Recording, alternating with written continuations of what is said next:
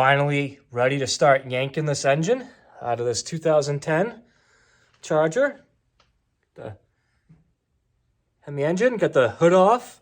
I'd never taken a hood off of a modern Charger before, and I could not believe how light it is. It's obviously aluminum, but it probably weighs 20 pounds. It's just incredibly light.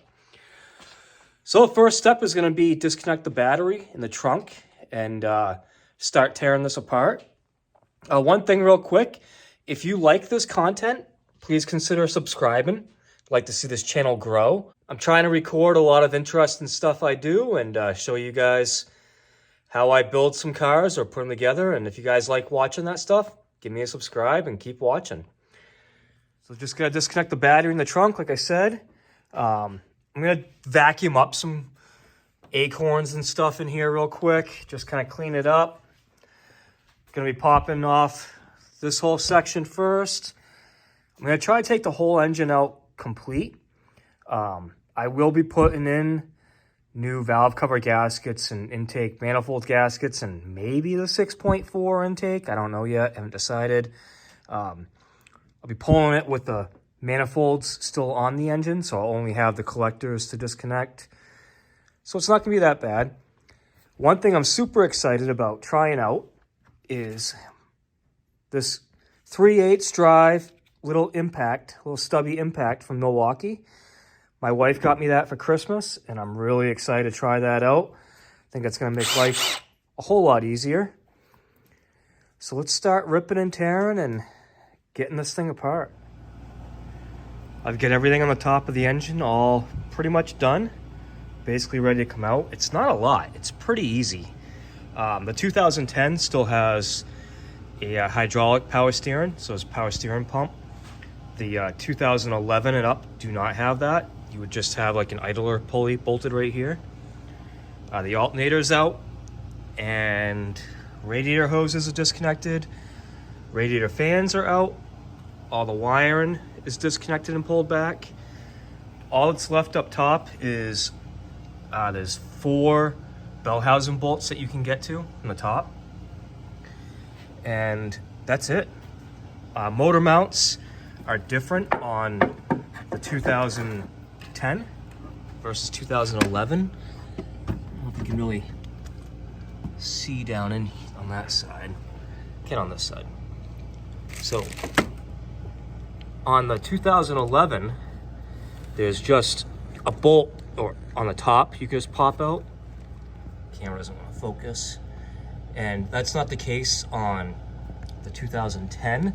There's actually 2 bolts that go in from the side that you can pop out, or you can unbolt the motor mount from the frame, which I may try to do that. Haven't decided yet. I'll look at it when I get down there. So yeah, I'm ready to jack it up, pop the wheels and tires at the front, and take out the axles, the lower bell housing bolts, the exhaust, the transfer case. Most of the work is on the bottom. So let's get going on that.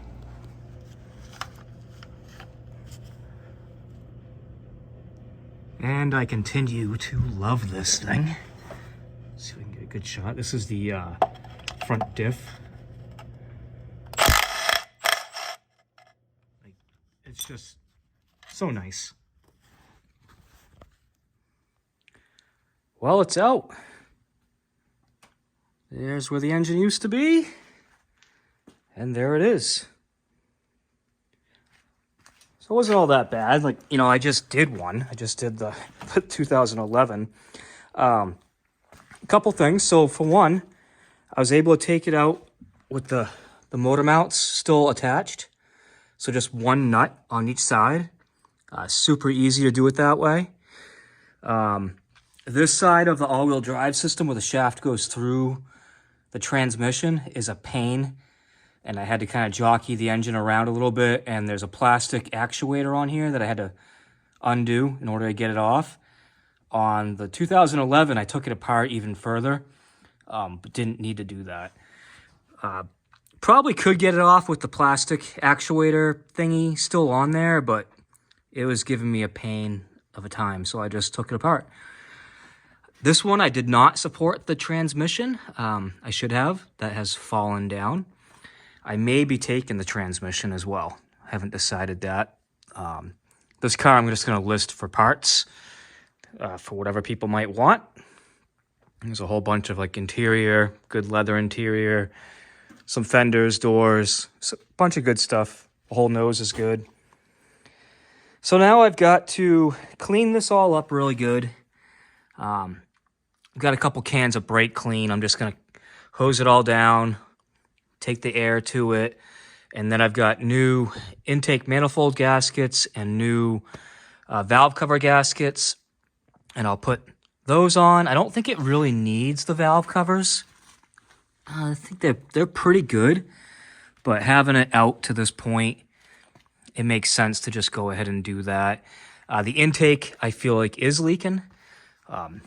Really common. Every one I've looked at is always wet down here. Every YouTube video I've seen of people with these, even really clean ones, they're wet.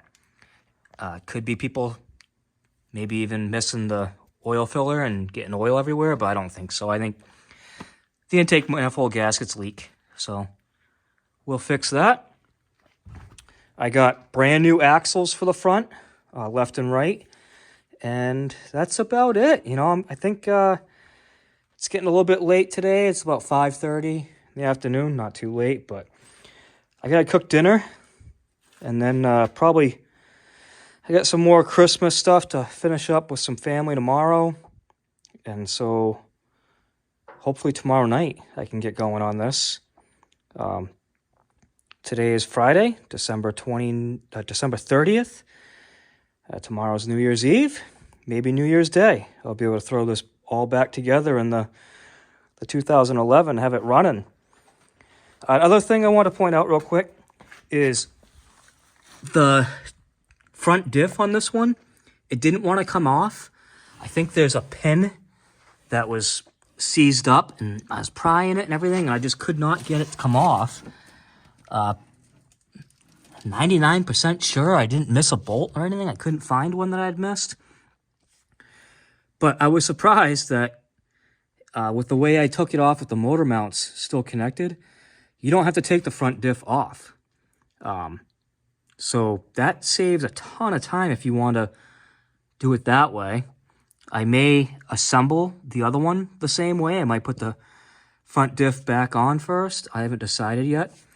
Still haven't decided on the long tube headers and the 6.4 intake. Really struggling with that one. I want to put the headers on because I want to hear it. I think it's going to sound really cool. The intake would be a nice mod. But like I keep saying, for one, it might be hard to get a sticker on it because the long tube headers have catless mid pipes. I don't know. I just don't know that the car is going to be worth more or if it's going to help the value at all if I do that. I do have the whole exhaust from this car. Here's the cats are good. I dropped the whole exhaust down. It's kind of hard to see. But this has a whole good exhaust on it.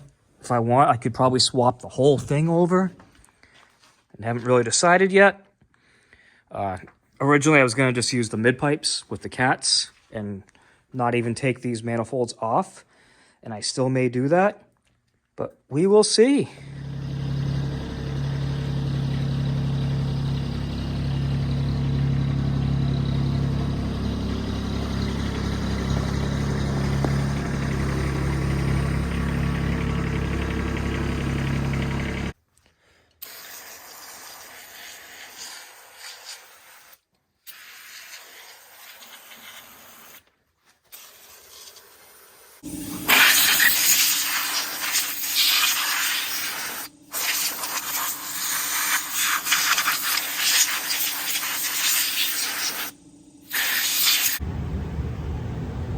All right, got the engine back, or the new engine, pretty much ready to go in, except for decisions have been made. I know I've been wishy-washy on this from the get-go.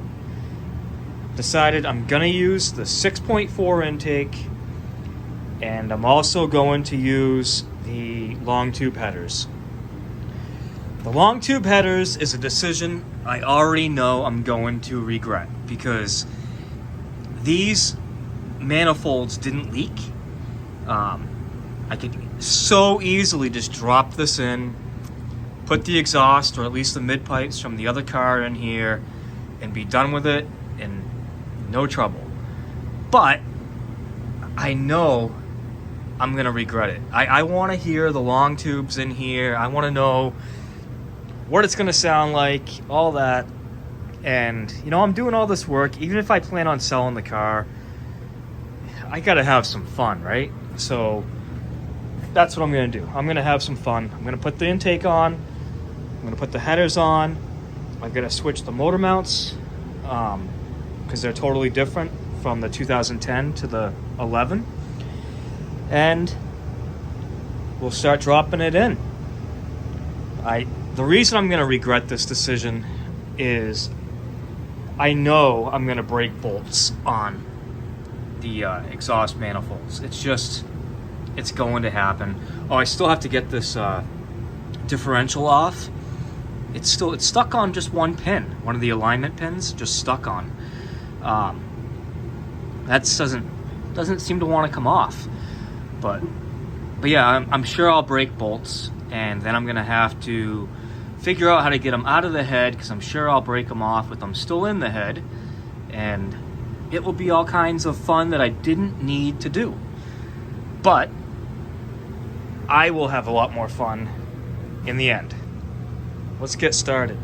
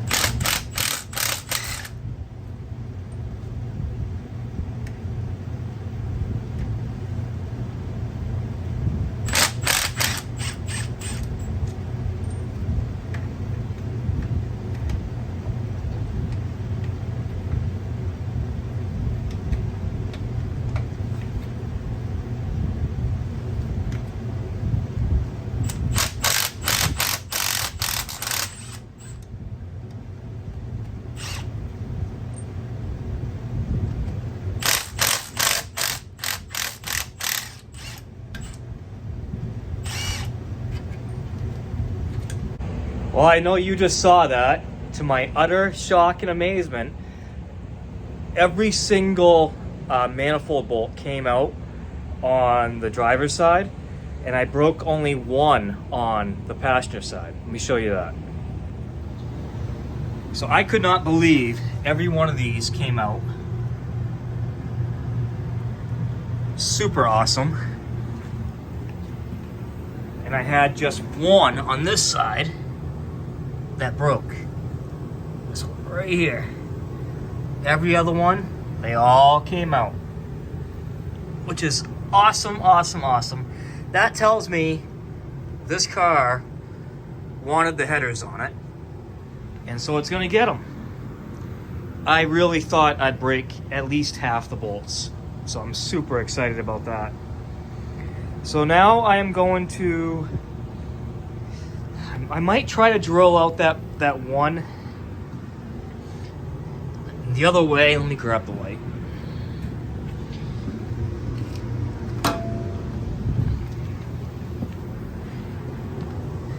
The other way to do it would be to try to weld a bolt on it.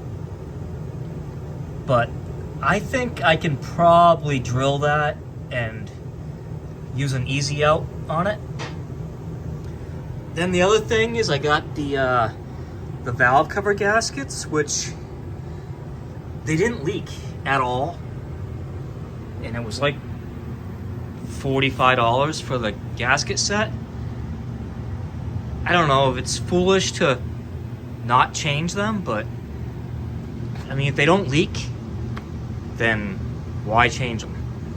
I gotta pull the intake. I might leave the intake off until the engine is in the car and then put the other intake on, just to get more room for the bell housing bolts and stuff in the back. It's just a little bit easier to work on it with it off, and it really doesn't matter if the intake is in the car, I mean if the engine is in the car or not to do the intake. So I might just take it off, clean everything really well, tape off the ports, and then throw the engine in that way. Yeah, so let's continue on. Getting excited. We are getting pretty close here. Everything underneath is done. The only thing that's not done is I haven't put the axles in yet, but headers are on. Diff is all bolted in. All that stuff's done. I know it's pretty dark. You can't really see, but one thing I hate about these is that you have to take this fork off, the suspension, in order to get the axle through. I was able to get the old axles out because they fell apart, but the new ones, yeah, they don't fit through those forks. But that's not a big deal. I mean, I can start it without doing that. But yeah, I pretty much got the intake left to do, the alternator. I gotta swap over the idler onto this, and fans, just some little stuff here and there. Won't take too much longer. Here's the 6.4 intake. I'm just getting ready to put new gaskets on that.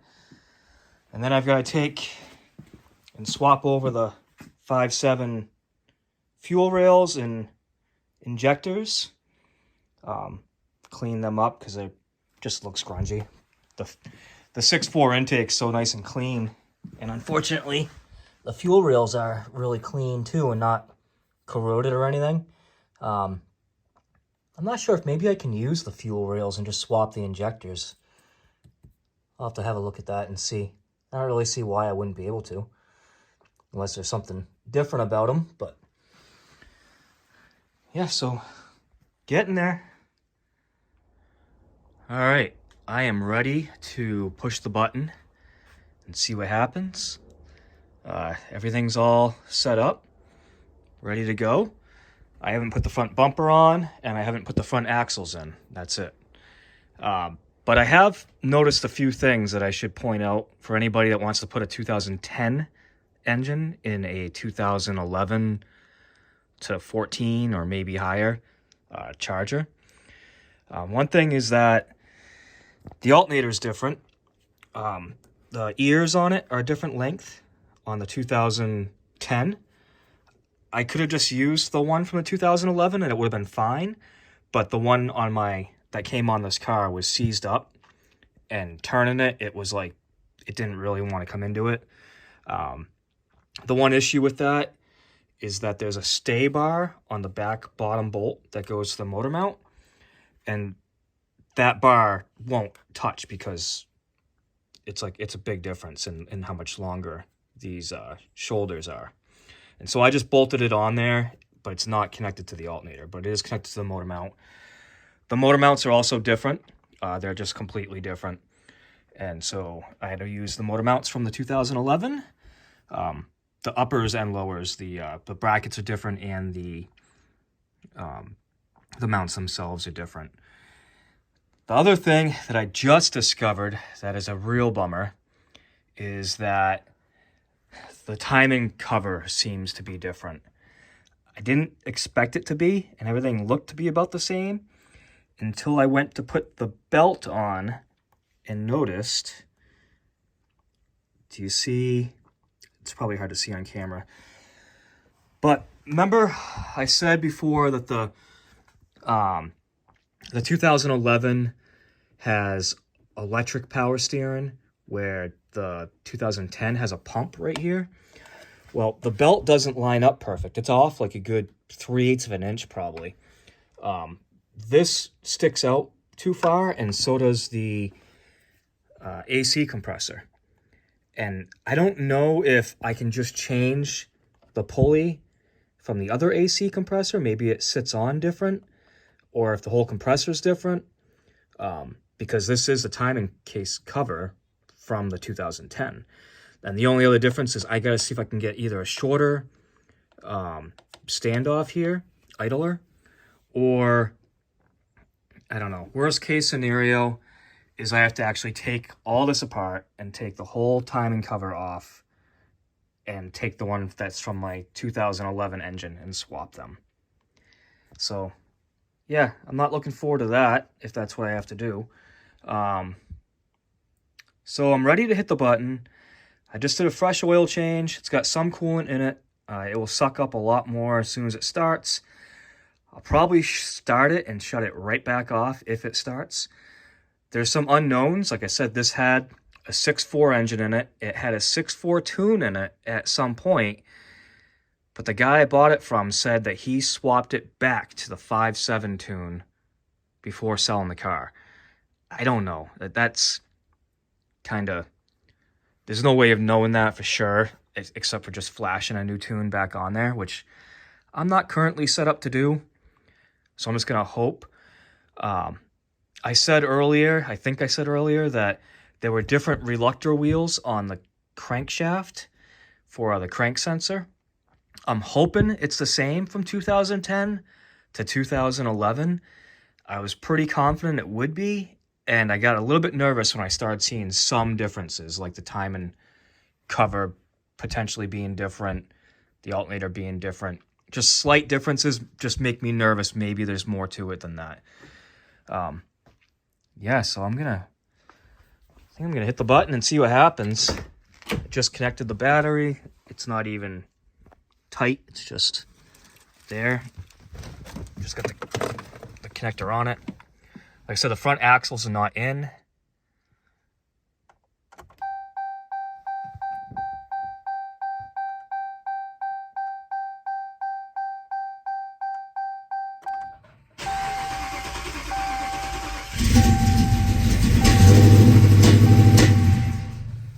So it started right up. It was definitely backfiring right away.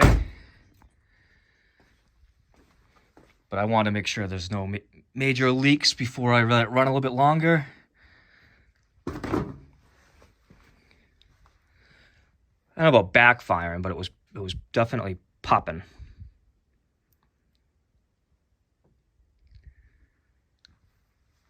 But there was definitely a lot of air in the fuel and everything, so that could be it.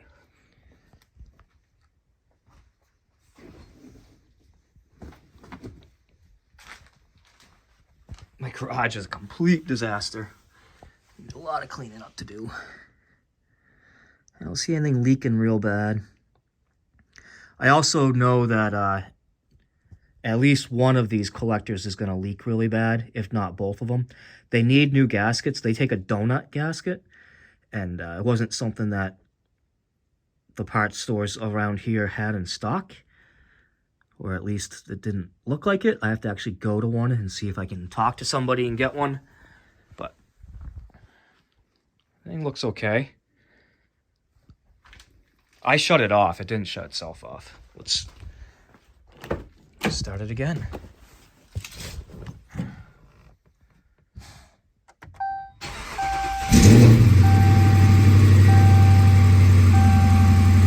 Actually, it sounds really good.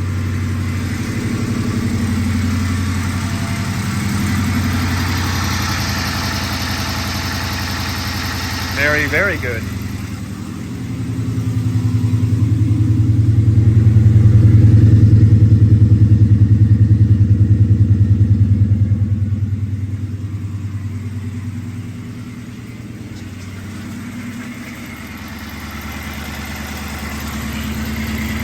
That belt just self-destructed.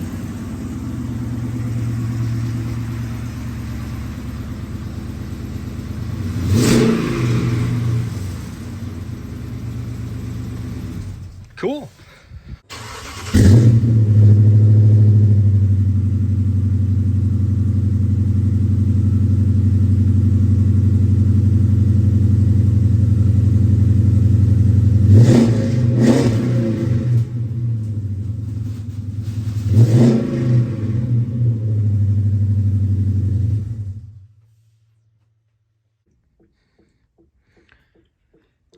So it definitely sounds good. Runs really good.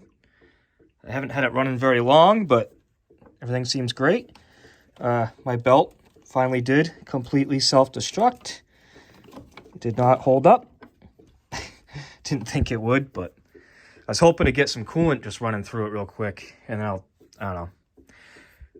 Did all this work. I wanted to get it running. I had to hear it. So here we are. Well, it runs great. Sounds good. I've got to figure out what I'm going to do about the belt. Hopefully I can just change the pulley on the AC compressor and do something different with that idler. I don't know yet. We'll get there. But essentially it's done. It runs. Started up first try. I'm pretty happy with it. I'm a little bit disappointed about the whole belt situation. We'll have to figure that out. But yeah, I think that's going to do it for this video. If you enjoyed this video, please consider giving me a subscribe. I'd like to get this channel built. Pretty low on subscribers right now and could use your help. So thanks for watching.